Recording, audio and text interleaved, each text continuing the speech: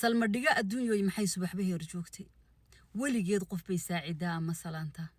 sallaan dheer markii uu koru samada beeqaaqo simbireerixada maalin bay sibir ku tuurtaa madaxdii sarsare ee carbeed suunkiba u go'ay saxar baa ku yuurara miriiq siibayaa helay saldanooyinkooday wax badan sidii ku maaleen dadkoodoo saboolay wax badan nolol siraateen saynal caabidiin baa dalkiiyo siray dadkiisii soo jaddii uu qabay baa dhulkii soofkii ka idlaysay dulmigii markuu saa'ito loo sabrina waayey isku soo bixii bay taxriir sabadka buuxsheen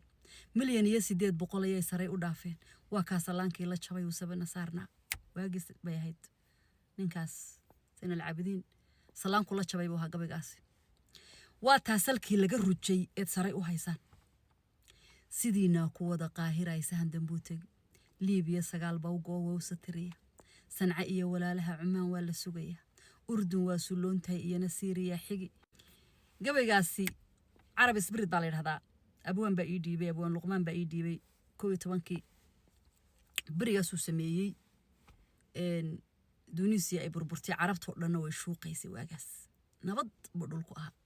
إننا قوم بعولينو قاچينس قاچونو إنه باحنينو إن كوم بس دني إن قبل كلنا وشرا عبد واحد جمدي تري أو أورنشري إن boqorradii sanka taagay dibida saydayay sararaha ragiya shayad sumala moodaysi islaamka bar ragiisaninayay ayda saaciday gaaladu ragaysan yatee daba saqlaynay niyoon ilaa wada xafidsanaaba gabaygaas gidigood baa ku jirtay surku kaga hayaa seefta malagiyo waa ka dadkii lagu saliday si alla weeyaan ilaahay waa kaas umadiisii isku saliday waxaan uga goleeyahay Soomaali waxa arkay Djibouti maxaa loo duqeyn waay Djibouti maxaa Djibouti loo duqeynaya Djibouti dad Soomaaliyeed baa joogay see loo duqeynay damiir xumidine waniyo Soomaalidu xuma damiir Djibouti hadii la duqeeyo soo dadka ku dhimanaya inaga ma ah waniyo dadku xuma ilaahay Djibouti ka badbaadiyo Allah ka badbaadiyo isaga weyno waaxide ilaahay ka indhasaabo ilaahu Sacuudiga ha geyn dhiban saluugayno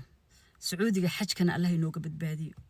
ilaahayow Sacuudiga ha geyn dhiban saluugayno safa iyo ilaahow marwada seefa lagu qaadan saldhigii islaamka iyo xajkii xuma ka seeraari asxaabada dadkoodii rabbow sumuc ka qiiqaabin inkastuu saluug jiro haddana waa u samreynaa ilaahay Sacuudigana dhibaatada dhacaysa ha inooga badbaadiyo isaga weyno waaxide Soomaali maryoole bay noqotay wax aanay ahayn isku qaba ayay noqotay meel maroodi ku diriray caws baa ku burbura korkiina inta la isku qabsaday ayaa kolla sidaa la inoo mari inaguna isku maqaano arkayna ma faanteen mid kale rag waa kaas dagaal waa ka hubno waa kaas waxa dhacaya holacyada dhacaya waa aragtaan qoriyaha hadda inagu aan isku dilo 60meeyadii baa laga baxay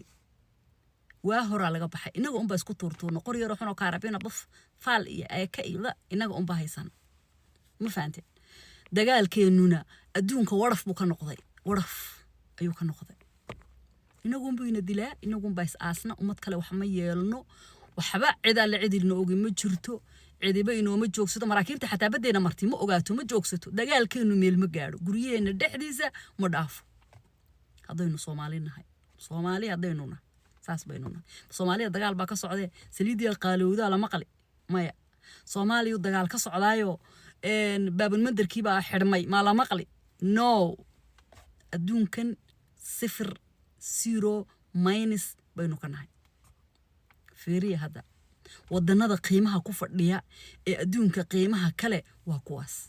saliida cirka mari la isku bixi maayo bariis la'aan sonkor la'aan samaawaadka laga qiiqi